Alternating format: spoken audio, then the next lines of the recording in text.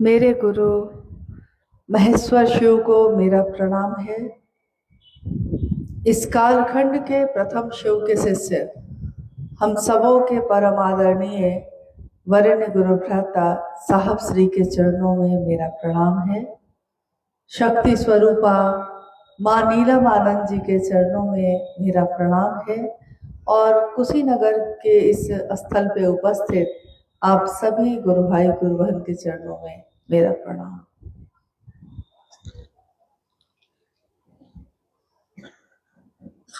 हम सबका सौभाग्य है कि आज अपने गुरु शिव के कार्य के निमित्त यात्रा के क्रम में कुशीनगर के इस स्थल पे आप सभी से मुलाकात हो रही है, भेंट हो रही है। महागुरु महादेव जिनको इस दुनिया ने अनेक उपाधियों से विभूषित किया है, जितने भी धरती का जितना भी कोना है, कण कण है उसका, आकाश है, क्षितिज है, चांद है, तारे हैं, यह धरती है, इस धरती के चर अचर सब के सब शिव ही है। परंतु उस शिव को इन आंखों से हम देख नहीं सके, कभी महसूस करते रहे, कभी देख न सके। हजारों साल का इतिहास जो उपलब्ध है वो बताता है कि शिव को कभी रुद्र मानकर, कभी तीनों लोकों का ईश्वर मानकर, कभी त्रयंबक के रूप में, कभी नटराज के रूप में, कभी महाकाल के रूप में, कभी महायोगेश्वर के रूप में दुनिया के लोगों ने पूजा है। जिसने जैसा जाना उसने वही नाम दे दिया। शिव तो एक ही है, हमारी दृष्टि उनको जैसा देखती है हम उनको वही नाम दे देते हैं। वो शिव एक ही है, हम शिव ना हो पाए, वो शिव ही हमारे जैसा हो जाता है। दुनिया में ज्ञान की इतनी धारा आई, ज्ञान जिसके बारे में अभी थोड़ी देर पहले भी अनु भैया कह रहे थे अपनी चर्चा में कि रावण इतना बड़ा भक्त था, ज्ञान नहीं मांगा तो सब कुछ विनष्ट हो गया, सब विध्वंस हो गया। यानी अपने जीवन में एक इंसान को, खासकर इंसान को ज्ञान की जरूरत पड़ती है, हर काम के लिए पड़ती है। बच्चा जब पैदा होता है अपनी माँ को पहचानने के लिए भी उसको ज्ञान की जरूरत है। अगर उसका दिमाग काम नहीं करेगा तो वो अपने माता पिता को भी नहीं पहचानता। हर कदम पे ज्ञान की जरूरत पड़ती है। हम अपने से छोटों से भी ज्ञान लेते हैं। अभी आप देखिएगा कि हर हाथ में मोबाइल है, मोबाइल फोन है। अक्सर हम नहीं जानते कि उससे कैसे काम लिया जाता है, कैसे खोला जाता है, कैसे बात की जाती है। तो हम अपने घर के बच्चों से भी पूछ लेते हैं, बउआ जरा बताओ कि फोन लगाना है कैसे लगाए, फोटो खींचना है कैसे खींचा जाता है। यानी हम छोटे से छोटे बच्चे से भी जगत का ज्ञान लेने के लिए संकोच नहीं करते हैं, उससे पूछ बैठते हैं और सीख भी लेते हैं। इससे में हमारा अहंकार आहत नहीं होता, हमारा अहंकार इससे घायल नहीं होता कि हम जगत की चीजों के लिए उम्र में किस स्तर का कोई है, लेकिन जैसे ही आध्यात्मिक ज्ञान की बात होती है तो हमारी आंखें आकलन करती हैं कि अरे ये बताएगा मुझको। जिसको पढ़ने लिखने नहीं आता, जिसने कभी शास्त्रों का अध्ययन नहीं किया है, जिसने कभी साधुओं की संगति नहीं की, वो मुझको क्या बताएगा। लेकिन महादेव का ज्ञान उतरता है तब शास्त्र आरेखित होते हैं। और महादेव का ज्ञान तो किसी में उतर सकता है, वो भेद नहीं करते। महादेव ने कभी भेद नहीं किया। महादेव ने न जाति बनाई, न धर्म बनाए, न वैमनस्यता बनाई, न नफरत बनाया। महादेव ने तो करुणा की बरसात की। महादेव ने तो सबको एक जैसा बनाया, मानव का मानव से प्रेम करना सिखाया। हम आकर भूल बैठे। हम जब महादेव को भूल बैठेंगे तब हम धर्म बनाएंगे, तब हम संप्रदाय बनाएंगे, तब हम बांटना शुरू करेंगे, जातियों में, जातियों में भी जातियों में, कुल में, गोत्र में, नक्षत्र में, देश में, राज्य में, जिला में, यानी क्षेत्रों में भी। यानी बांटते बांटते जब हम अपने पिता से कोई संपत्ति पाते हैं और सोचते हैं कि 4 भाई है, बांट लेते हैं, 4 भाइयों में बांट दिया, अब उनके बेटों में बांटेंगे, अब उनके भी बेटों में बांटेंगे, तो बांटते बांटते एक दिन बांटने को कुछ भी बाकी नहीं रहता है। तब क्या होता है? तब महादेव एक ऐसी बयार लाते हैं, एक ऐसी हवा चलती है जो इन सारी चीजों को एक कर देती है। यानी एक दिन शिव जीव बना, एको हम बहुश्याम। शिव एक है, उन्होंने सोचा कि मैं एक से अनेक हो जाऊं, तो एको हम बहुश्याम, एक से अनेक हुए, शिव से जीव बना। और अब जीव फिर से शिव बनने की यात्रा में है। मनुष्यात्मा का उस परमात्मा से एक हो जाना ही आध्यात्मिक उत्कर्ष कहलाता है।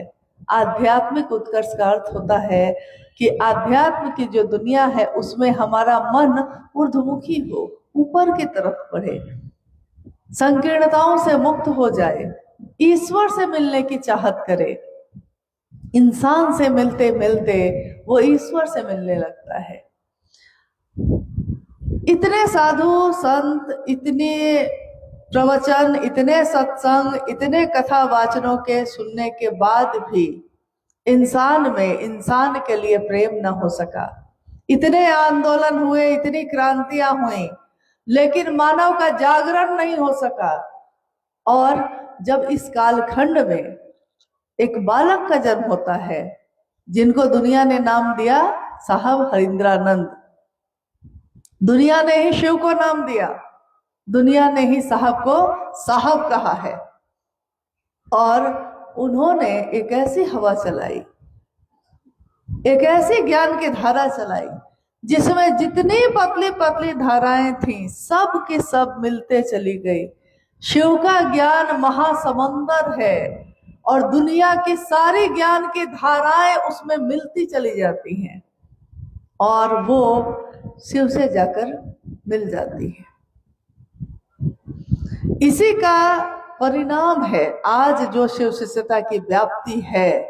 वो शिव शिष्यता की व्याप्ति, जब हम उसकी पृष्ठभूमि की बात करते हैं, जब हम उसकी व्याप्ति की बात करते हैं, जब हम उसके उद्देश्य की बात करते हैं, तो शिव शिष्यता की व्याप्ति में आपने थोड़ी देर पहले अलग अलग लोगों से या कभी भजन के माध्यम से ये सुना कि साहब हरिंद्रानंद जी इस दुनिया में उनका जन्म होता है सिवान जिले में, 31 अक्टूबर को होता है, 1948 साल चल रहा है और धीरे धीरे वो बड़े होते हैं।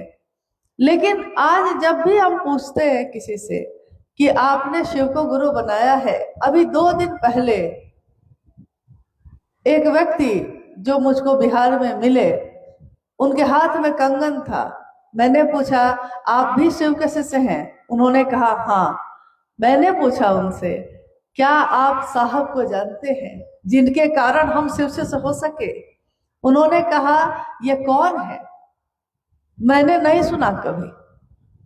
यानी जिसने दिया उसी को भूल गए। जैसे महादेव ने दिया तो महादेव को भूल गए और जब किसी ने महादेव से मिलवाया तो उसी को भूल गए, उसी के बारे में नहीं जानते। मुझको जानते हैं, आपको जानते हैं, अरे हम ही हम हैं तो क्या हम हैं, और तुम ही तुम हो तो क्या तुम हो। अगर वो उसको न जान सका जिसने शिव शिष्यता से मिलाया है, जिन्होंने जागरण किया है शिव शिष्यता का, व्यक्ति के मानसिक और आध्यात्मिक तल का, व्यक्ति के मानसिक मन के स्तर पे आज जागरण हुआ है। ये आध्यात्मिक तल पे मन जब जगता है तो मन सूक्ष्म होता है। सूक्ष्माति सूक्ष्म सत्ता से मिलने के लिए सूक्ष्म चीजों से ही मिला जा सकता है।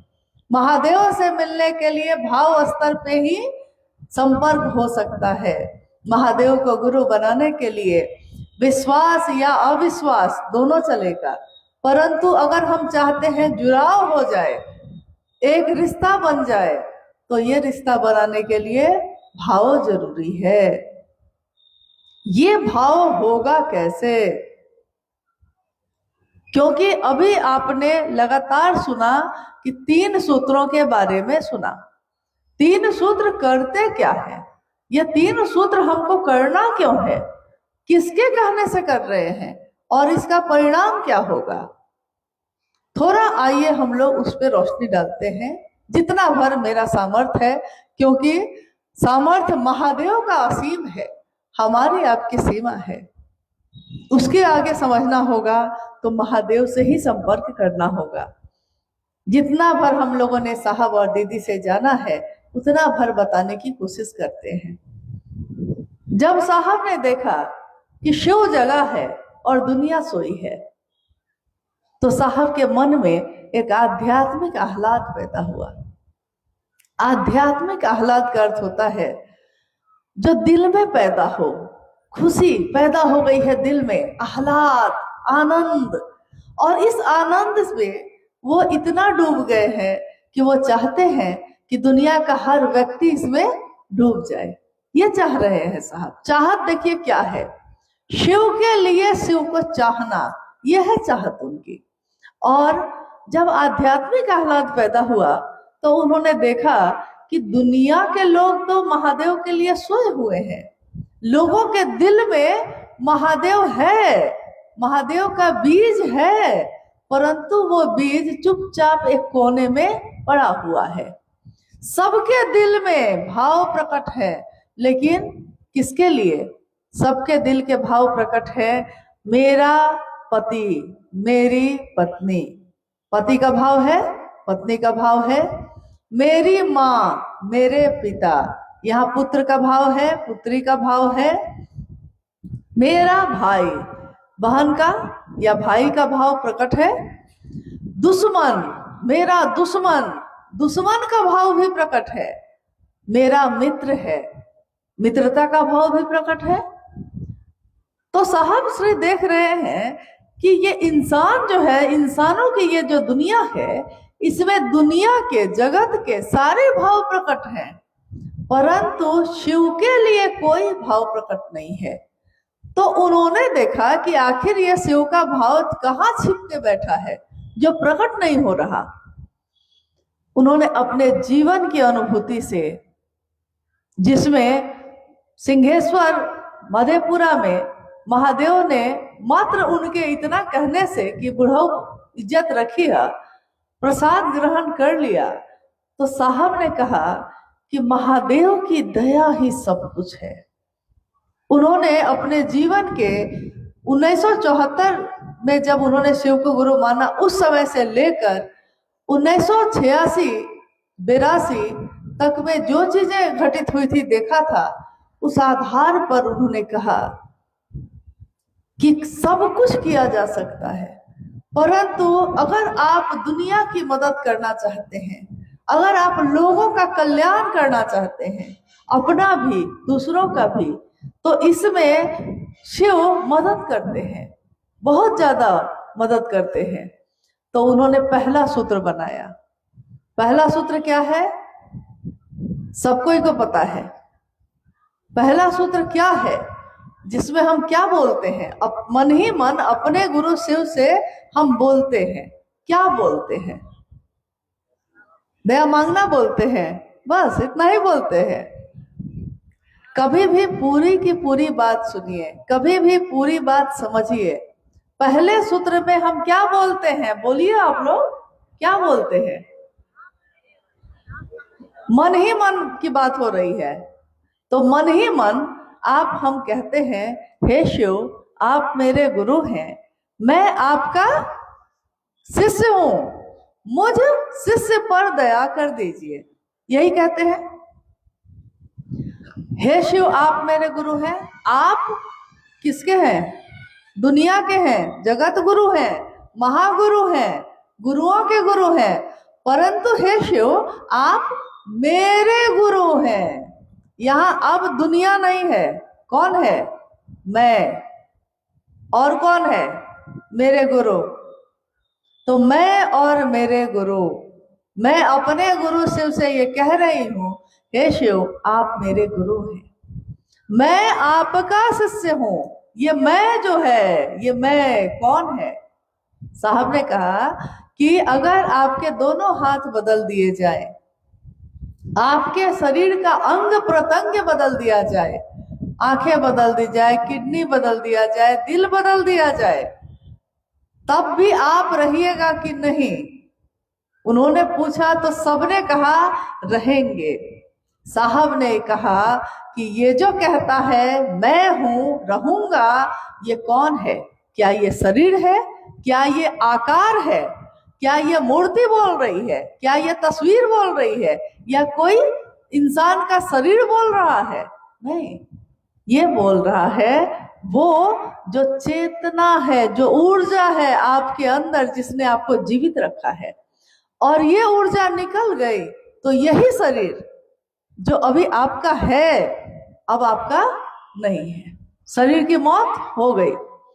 यानी ये जो बोलता है मैं, तो जब हम पहले सूत्र में कहते हैं मैं आपका शिष्य हूं, तो क्या ये शरीर उनका शिष्य है कि मेरे अंदर की जो चेतना है वो कह रही है, हे शिव मैं आपका शिष्य हूं, मुझे शिष्य पर दया कर दीजिए, मुझे शिष्य पर दया करिए।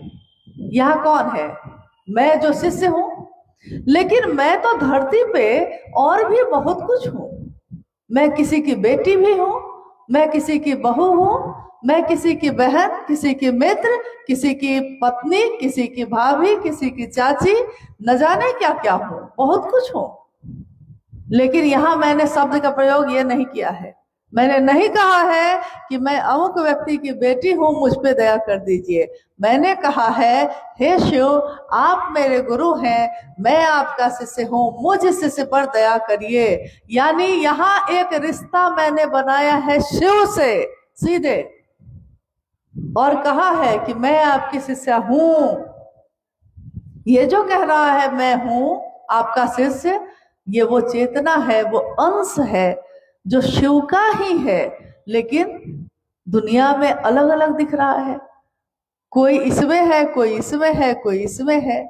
जैसे कोई चांदी का दिया है, कोई सोने का दिया है, कोई मिट्टी का दिया है, और अगर तीनों दिया को ढक दे और पूछे आपसे कि इन तीनों की रोशनी को सिर्फ देखिए और रोशनी को देखकर बताइए कि दिया चांदी का है, सोना का है कि मिट्टी का है, तो आप कैसे बताइएगा? दिया यानी शरीर अलग अलग हो सकता है, परंतु उसकी रोशनी, उसकी चेतना, उसकी ऊर्जा एक ही है, जो शिव से निकली है और शिव में मिलेगी। तो स्वस्फूर्त जागरण के लिए पहला सूत्र है स्वस्फूर्त जागरण। यानी मेरे दिल में किन लोगों के लिए है ये पहला सूत्र किन लोगों के लिए है? शिष्यानुभूति ये कहती है, साहब की लिखी हुई 1990 की पुस्तक कहती है कि शिव के शिष्य बनने के लिए जो जिज्ञासु हैं, जो चाहते हैं कि मैं शिव का शिष्य बनूं, या जो शिव के शिष्य हैं, उन लोगों के लिए स्वस्फूर्त जागरण के लिए मेरे दिल में, मेरे मन में शिव का जो बिया है, लेकिन वो भाव प्रकट नहीं है, ये भाव प्रकट हो जाए, इसके लिए पहला सूत्र है। तो जब हम मन में बार बार ये कहते हैं तो एक दिन क्या होता है, मन पे निशान पड़ता है। जैसा अभी अनु भैया आपको कह रहे थे कि कुएं के मुंडेर पे एक नाजुक सी रस्सी, पतली सी रस्सी, रसरी आवत जात है, सिल पे परत निशान। रसरी पतली सी है, आई है और गई है, पत्थर तो कठोर है, सबसे कठोर तत्व है, लेकिन निशान किसका पड़ा? पत्थर का कि रस्सी का? रस्सी का, क्योंकि वो बार बार आई है और गई है, बार बार फेरा गया है उसको। तो जिस तरह उस मन पे हम बार बार ये कहते हैं, हे शिव आप मेरे गुरु हैं, मैं आपका शिष्य हूँ, मुझ शिष्य पे दया कीजिए। मन से, मन की गति बहुत तेज है, बहुत तेज। सबसे तेज गति दुनिया में किसकी है? मन की। अभी हम बैठे हैं यहाँ और अभी अगर हम जाना चाहे अमेरिका, जा पाइएगा कि नहीं? मन से तो चले जाइएगा। मन को पासपोर्ट की जरूरत है? मन को गाड़ी और हवाई जहाज की जरूरत है? मन तो उन्मुक्त है, क्योंकि मन क्या है? सूक्ष्म है। सूक्ष्म चीजें किसी बंधन से नहीं बंधती हैं, शरीर बंधन में है, मन नहीं है।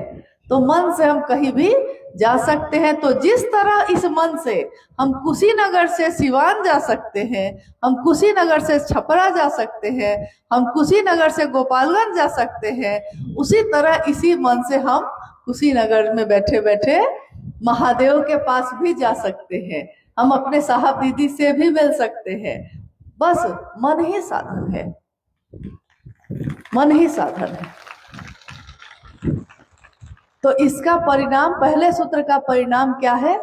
उसका परिणाम, उसका रिजल्ट ये है कि मेरे मन में क्या होता है? शिव का भाव, शिव के शिष्य का भाव क्या हुआ? अब प्रकट हो गया। प्रकट हो गया, इससे पहले तो नहीं था प्रकट। जब प्रकट हो गया तब हम कर रहे हैं शिव की बात, यानी शिव की चर्चा। दूसरा सूत्र, गुरु आदेशित कर्म।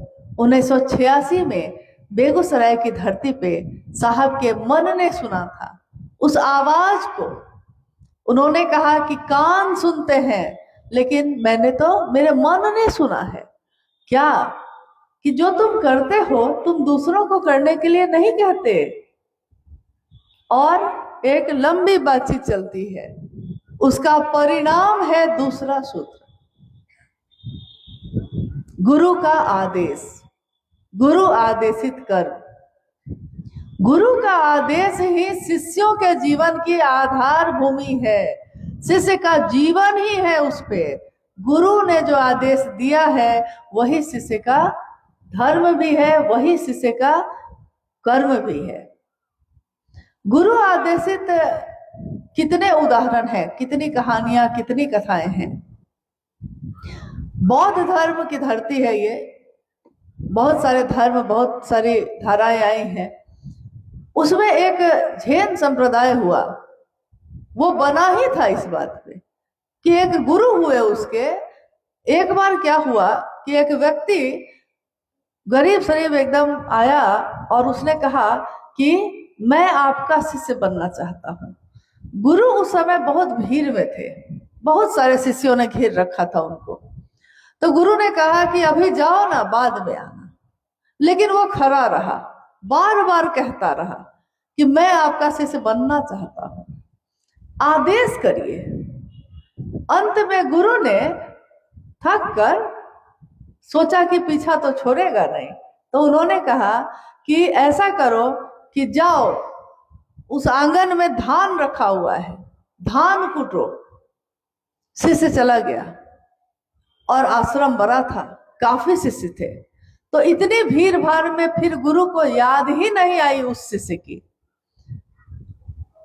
कुछ बरस बीत गए और गुरु अब वृद्ध हो गए, तो उन्होंने सारे शिष्यों को बुलाया और कहा कि मैंने आज तक तुमको जो पढ़ाया है, सिखाया है, उसमें से सबसे सुंदर चीज जो तुमने सीखी है वो इस बोर्ड पे लिखो। सारे शिष्य आकर जिसके मन में जो चीज सबसे ज्यादा भारी थी लिखने लगे। जब सारे लोग लिख चुके, गुरु ने पूछा कि सारे शिष्य लिख चुके, कोई बचा तो नहीं, कोई छूट तो नहीं गया? तो एक शिष्य ने कहा कि एक छूटा हुआ है। कौन? तो जी कुछ बरस पहले आया था, तो आपने उसको कहा था धान कूटो जाकर, और वो आज भी धान कूट रहा है। उसको बुलाया गया तो उसको भी कहा गया कि तुमने आज तक जो सीखा है वो इस पे लिखो। इतने शास्त्र पढ़े गए, इतनी किताबें पढ़ी गई, इतने ग्रंथ का ज्ञान अर्जित किया गया, तुमने क्या पढ़ा है? तुमने जो पढ़ा है जरा लिखो। उस शिष्य ने कहा कि जी मैंने तो धान कूटने के अलावा कुछ किया ही नहीं, मैंने तो सुना ही नहीं, देखा ही नहीं कुछ और, कि और लोग क्या कहते हैं या क्या सुनते हैं, इसलिए मैं तो अनपढ़ गंवार हूं, मैं क्या लिखूंगा। मैंने तो इसके सिवा और कुछ जाना ही नहीं कि गुरु ने जो आदेश दिया वही करना है। और उसने धान कुटो ही लिखा, गुरु का आदेश लिखा, गुरु का आदेश जो है वो लिखा। उस नाम पे ही वो पूरा संप्रदाय बन गया, और गुरु के गद्दी पे भी वही बैठा, जबकि सब बड़े ज्ञानी ज्ञानी थे। यानी गुरु के सामने ज्ञानी बन के नहीं जाना है, गुरु के सामने गुरु आदेश अनुसार हम कर सके ये बन के जाना है। तो गुरु का आदेश है कि जो तुम करते हो दूसरों को करने के लिए कहो। तो हम सारे शिव के शिष्य खुद शिव शिष्य बने हैं, और दूसरों को कहना है कि आप भी शिव के शिष्य बनिए। बस इतना ही ना। इसी के लिए सारे चर्चा, सारे काम, सारे आचरण शिव के शिष्य के मात्र इसी इहलौकिक उद्देश्य के लिए है कि खुद भी शिव शिष्य बनो और दूसरों को भी शिव शिष्य बनने के लिए प्रेरित करो। तो पूरी चर्चा की परिधि इसी में चलती है कि सारे कार्यक्रम का एक ही उद्देश्य है, एक ही परिधि में है, वो कि गुरु का आदेश करना है, बस और कुछ नहीं। लेकिन आपने गौर किया है कि नहीं किया है, हमारे देश में, विदेश में, पूरे विश्व में लोग ध्यान पे बहुत बात करते हैं। योग कर लो तो ध्यान हो जाएगा, इस पंथ में चले जाओ, इस गुरु के अनुसार करो तो ध्यान होगा, एकाग्र हो जाओगे। हजारों साल से यही विधा चली आई थी। साहब हरिदानंद जी की ये जो दूसरी विधा है, ये विधा क्या है? शिव की चर्चा करो और शिव की चर्चा सुनो, बस यही है। लेकिन दया मांगना, शिव की चर्चा करना और नमन करना, ये तीनों काम ही करते करते हमारा मन इतना अब ध्यान में है कि नींद में भी शिव दिखाई देते हैं। आंख खुलती है तो शिव का ही ध्यान होता है, आंख बंद होती है तो शिव का ही ध्यान होता है। ध्यान की अनुपम विधा है ये दूसरा सूत्र। शिव की शिष्यता, शिव की चर्चा, शिव की चर्चा ध्यान की अनुपम विधा है। सारे योग, सारे कर्म, तंत्र, मंत्र, यंत्र, सारी चीजों की परिधि इसी परिधि के अंदर है, इससे बाहर कुछ भी नहीं है। तो हमने क्या छोड़ा? घर छोड़ दिया, गृहस्थी छोड़ी है, बाल बच्चों को छोड़ा है, खेत में खेती लगाना छोड़ा है, कुछ भी नहीं छोड़ा है। दुकान चलाना छोड़ा है, गाड़ी चलाना छोड़ा है, कपड़ा पहनना छोड़ा, कुछ भी नहीं छोड़ा है। बस क्या किया है? महादेव को अपने जीवन में ले आए। महादेव मेरे जीवन में आए और सब शिवमय हो गया। मेरा पहनना, मेरा खाना, मेरा उठना, मेरा बैठना, मेरा हंसना, मेरा बोलना, सब शिव हो गया। देखिए ध्यान की कैसी विधा है ये। हमने अलग से कोई प्रयास नहीं किया। ये कब हो गया? जैसे हमारा बच्चा ही हमारी आंखों के सामने बड़ा होता है और हमको पता नहीं चलता है। मेरी आंखों के सामने ही तो बच्चा अभी पैदा हुआ था, 18 साल का हो गया। दिन रात तो देखा है आपने अपनी आंखों से, कहाँ पता चला बउआ बड़ा कैसे हो गया? पौधा लगाया था छोटा सा, इतना विशाल पेड़ बन गया, कहाँ पता चला कि कैसे ये पेड़ बड़ा हो गया? इन आंखों से सूक्ष्म चीजों की जो बढ़त है वो दिखाई नहीं देती। तो हमारे दिल में जो सूक्ष्म चीज बढ़ रही है, गहरी हो रही है, महादेव का भाव जो गहरा हो रहा है, वो इन आंखों से दुनिया को दिखाई नहीं देती। दुनिया को दिखाई देती है इस चीज से कि शिव के शिष्य का आचरण क्या है, उसकी बोली कैसी है। वाणी ऐसी बोली है कि मन का आपा खोए, औरों को शीतल करे आप भी शीतल होए। ऐसी बोली क्यों नहीं बोलते? क्योंकि महादेव की बोली तो करुणा की बोली है। गुरु अपने शिष्य को अपने जैसा बनाते हैं, तो जब शिव गुरु होंगे तो शिष्यों को क्या बनाएंगे? अपने जैसा बनाएंगे। तो शिव की शिष्यता का दूसरा सूत्र, ध्यान हटता ही नहीं है। अब शिव ही ध्यान में है, बाकी चीजें हल्की हो गई हैं और महादेव भारी हो गए हैं। अगर तराजू लेकर भी बैठिएगा तो दुनिया की सारी चीज एक पलड़े पे रख दीजिए और बस महादेव को एक पलड़े पे रख दीजिए। मेरा महादेव जो है उसको रखिए और देखिए कि पलड़ा किसका भारी है, किसका भारी है? महादेव का। हाँ, तीसरा सूत्र यानी महादेव को प्रणाम करना, ये हम क्यों करते हैं? शिष्यता के भावांतरण के लिए तीसरा सूत्र है। शिष्यता का भावांतरण, भावांतरण का अर्थ होता है ये बात जो अभी तक मेरे विचार में थी, ये विचार, ये जो हमको सूचना मिली है कि शिव गुरु हैं, हम भी बन सकते हैं, ये विचार है, टूट सकते हैं। परंतु अगर ये टिका रह गया, अगर विचार एक ही दिशा में घनीभूत होते रहे, अगर विचार एक ही दिशा में एकाग्र होता रहा, चलता रहा लगातार, तो वो भाव में बदल जाता है। भाव भी अगर गहरा होता गया तो प्रेम में बदल जाता है। विचार, भाव, प्रेम तीनों मन की ही अवस्था है। जैसे पानी की अवस्था होती है वाष्प, भाप, पानी और बर्फ, पानी की ही अवस्था है, वैसे ही मन की अवस्था है विचार, भाव और प्रेम। जब यह प्रेम में बदल जाए, इसके लिए शिष्यता के भावांतरण के लिए विचार घनीभूत होकर भाव बन जाए, मेरा शिष्य भाव बन जाए, इसके लिए महादेव को बार बार प्रणाम करिए। प्रणाम का अर्थ ही होता है अपने शरीर को, अपने मन को झुकाना। प्रणाम कैसे करते हैं हम लोग? या तो पांव छू के करते हैं, या तो हाथ जोड़ के करते हैं, या तो पूरा साष्टांग लेट कर करते हैं।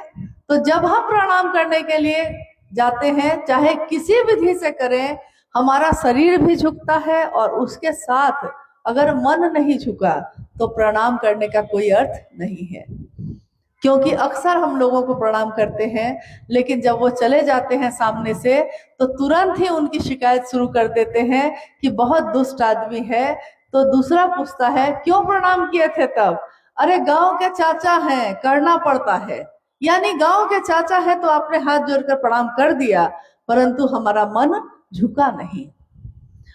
तो तीनों सूत्र एक विशेष उद्देश्य की पूर्ति के लिए किए जाते हैं। और ये विशेष उद्देश्य, मूल उद्देश्य क्या है? आप अपने घर से आए, हम भी अपने घर से आए, ये भी जो बैठे हैं अपने घर से आए, सब अपने अपने घर से आए। तो सबके अपने अपने घर से यहाँ आने का कोई उद्देश्य होगा ना। आज का एक विशेष उद्देश्य होगा। क्या है? कि हमारा महादेव का काम का संगोष्ठी है, बैठक है, तो हम लोग बैठ के इस पे विचार करेंगे कि कैसे करें और आगे कैसे बढ़े। एक विशेष उद्देश्य के लिए सबने मदद ली, सवारी की, यानी सहायता ली किसी न किसी की। कोई मोटरसाइकिल से आया, कोई ट्रेन से, कोई गाड़ी से, कोई पैदल। तो ये जो यहाँ पहुंचे हम, ये सहायक है। सहायक है मतलब मदद ली हमने, सवारी की मदद ली, सहायता ली, परंतु पहुंचना हमको कहाँ था? यहाँ। तो जब हम तीनों सूत्रों की मदद लेते हैं, तीनों सूत्रों की सहायता लेते हैं, सहायक क्रिया है ये कहते हैं। तो मूल क्रिया क्या है? किस मूल क्रिया के लिए हम ये तीनों काम करते हैं? सब कोई कर रहे हैं, बरसों बरस से कर रहे हैं, लेकिन बिना ये जाने कर रहे हैं कि इसको करके क्या होगा। क्या मशीन की तरह कर रहे हैं? सब कर रहे हैं इसलिए हम कर रहे हैं कि जानकर करेंगे कि इसका परिणाम क्या होगा। शिव का शिष्य का अस्थाई शिष्य भाव हो जाए। शिष्यानुभूति में एक पंक्ति साहब ने लिखी है, पूरी शिष्यानुभूति में एक ही चीज के लिए लिखी है कि अनिवार्य हो जाए। अनिवार्य क्या है? अनिवार्य का अर्थ जरूरी है, इसके बिना काम नहीं चलेगा। अस्थाई शिष्य भाव हो जाना, शिष्य का अस्थाई शिष्य भाव हो जाना ही इन तीनों कामों को करने का उद्देश्य है। और जिस दिन अस्थाई हो जाएगा उसके बाद हम तीनों सूत्र करेंगे कि नहीं? तब भी करेंगे, क्योंकि साइकिल चलाने के लिए, सीखने के लिए जो तरीका अपनाया जाता है, साइकिल सीख लेने के बाद भी तरीका वही रहता है, चलाने का तरीका नहीं बदलता है। अब तीनों सूत्र महादेव के लिए कृतज्ञता ज्ञापित करती है कि नहीं? क्या हम जो तीनों सूत्र करते हैं तो महादेव के लिए हम कृतज्ञ हैं, महादेव का एहसान मानते हैं, इसलिए कर रहे हैं? और अगर इसके लिए कर रहे हैं तो तीनों सूत्र करने से ये हो जाएगा कि नहीं? ये आज की जिज्ञासा है। आपने लिख के नहीं दी होगी, पता नहीं दी है कि नहीं दी है, लेकिन एक जिज्ञासा है कि ये तीनों सूत्र करते हैं ना हम लोग सुबह से रात तक, तो महादेव के लिए कृतज्ञता है या नहीं? एक गुरु भाई ने एक बार साहब से ये जिज्ञासा रखी। साहब ने उत्तर दिया कि अगर वो कामना लेके करता है, यानी शिव को गुरु तो बना लिया है, लेकिन उसके मन में कामना है यही कि अगर मेरी संतान होगी तब हम महादेव को गुरु मानेंगे, और मान लिए हैं तो तीनों सूत्र कर भी रहे हैं इसी के लिए, लेकिन मन में है कि संतान के लिए कर रहे हैं। कोई कहता है मेरी बेटी का शादी हो जाता इसलिए महादेव को गुरु माने हैं, महादेव की दया होगी बेटी की शादी हो जाएगी, तीनों सूत्र भी करेंगे, करते हैं, कहते भी हैं कि हम करते हैं। तो क्या तीनों सूत्रों को करना कृतज्ञता मानी जाएगी? नहीं मानी जाएगी। लेकिन परिणाम सुंदर होंगे, मतलब रिजल्ट मिलेगा, परिणाम होगा, बेटी की शादी हो जाएगी, संतान हो जाएगा। क्या ऐसा है जो नहीं होगा? किम न सिद्धते भूतले, इस भूतल पे ऐसा क्या है जो शिव चाहे तो न होगा? लेकिन ये कृतज्ञता नहीं मानी जाएगी। कृतज्ञता तब मानी जाएगी जब बिना किसी कामना के, बिना किसी स्वार्थ के हम शिव के लिए ये तीनों सूत्र करेंगे। और यही किया था साहब हरिदानंद जी ने।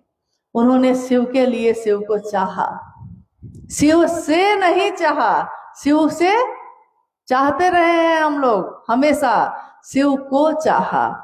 से और को का ही अंतर है। शिव से चाहा, शिव को चाहा। तो शिव को चाहा तो जब शिव मेरे हो जाएंगे तो पूरी दुनिया मेरी होगी कि नहीं होगी? जो महादेव का है सब मेरा। जब महादेव मेरा तो महादेव की सारी चीजें भी मेरी। आज की ये संगोष्ठी, ये बैठक जो रखी गई है, इसमें हम लोगों ने देखा है कि आसपास के जिले के भी बहुत सक्रिय गुरु भाई गुरु बहन भी शामिल हैं। कुशीनगर के लोग ज्यादा संख्या में शामिल हैं। और हम सब का उद्देश्य यही है कि जो काम हम अपने जीवन में कर रहे हैं उसकी चमक दिखे इस दुनिया में, ये रोशनी दिखे। हमसे ऐसा काम हो सके महादेव का कि लोग देखें आपको, हमको तो कह दे, बोल बैठे, खुद ब खुद बोल बैठे कि महादेव का चेला हो तो ऐसा हो। अभी एक गुरु भाई है ना, मुन्ना जी, जो भजन गा रहे थे, गुरु भी लाजवाब है और चेला भी लाजवाब है। यानी गुरु जो होगा वो अपने शिष्य को भी वैसा ही बनाएगा, उससे कम नहीं बनाएगा, उससे ज्यादा बनाएगा।